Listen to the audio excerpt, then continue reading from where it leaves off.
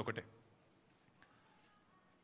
మార్బీ అనే ఒక గుజరాత్లో ఒక ప్రాంతంలో ఒక పెద్ద బ్రిడ్జ్ కూలిపోయి 140 మంది చచ్చిపోయినా ఏ ఎన్డీఎస్ఏ బోదు ఎవడు బోడు ఏ ఏజెన్సీ బోదు 140 మంది చావులకు ఫలానావాడు బాధ్యుడు అని ఒక బాధ్యతాయుతమైన ఏ ఏజెన్సీ మాట్లాడదు, కేంద్ర ప్రభుత్వం మాట్లాడదు, గుజరాత్ ప్రభుత్వం మాట్లాడదు.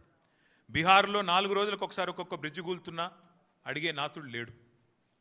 అదే తెలంగాణలో ఇక్కడ కాంగ్రెస్ ప్రభుత్వం ఉన్నప్పటికీ సుంకిశాల రిటైనింగ్ వాల్ కూలిపోయి 100 కోట్లు నష్టమైన ఎన్డీఎస్ఏ రాదు, ఎవడు రాడు.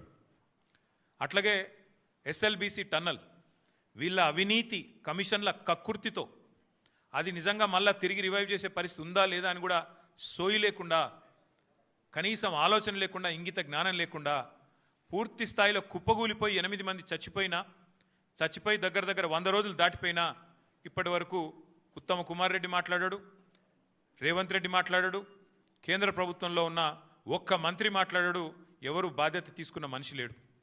అట్లాగే వట్టెం పంప్ హౌస్ మునిగిపోయిన ఈ కాంగ్రెస్ ప్రభుత్వం వచ్చిన తర్వాత దాని గురించి మాట్లాడేటోడు లేడు.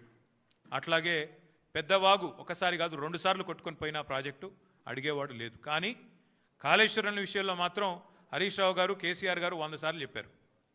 కాళేశ్వరంలో 100 కంపోనెంట్లు ఉంటే ఒక్క కంపోనెంటు ఒక బ్యారేజ్, అందులో 3 బ్యారేజీలు, 19 రిజర్వాయర్లు, 21 పంప్ హౌజులు, 100 కిలోమీటర్ల సొరంగ మార్గాలు, 1000 కిలోమీటర్ల ప్రవాహ కాలువలు ఉన్నాయి, 100 కంపోనెంట్లు ఉన్నాయి.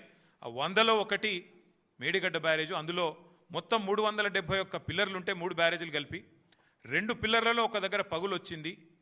దాన్ని పట్టుకొని దున్నపోతు ఈనింది అని కాంగ్రెస్ వాడంటే దుడ్డెను కట్టేయమని బీజేపీ వాడు 2 రోజుల్లో ఎన్డీఎస్ఏ రిపోర్ట్ అని వడ్డించి ఎన్డీఏ రిపోర్టు బీజేపీ ఆఫీసులో తయారు చేసి ప్రజల్ని భ్రమింపజేసే ప్రయత్నం చేసినారు. దానికి తిరుగులేని విధంగా ఎల్ఎన్టీ అనే సంస్థ ఏ సంస్థనైతే పార్లమెంట్ భవనం కట్టిందో, ఏ సంస్థనైతే కాంగ్రెస్ పార్టీ కేంద్ర కార్యాలయం కట్టిందో ఆ సంస్థ మొన్ననే స్పష్టంగా చెప్పింది, ఈ నివేదికను మేము తిరస్కరిస్తున్నాం, ఎన్డీఎస్ఏ రిపోర్టు ఇది చెత్తబుట్టలో పడేయడానికి తప్ప ఎందుకు పనికిరాని రిపోర్ట్ అని చెప్పినారు.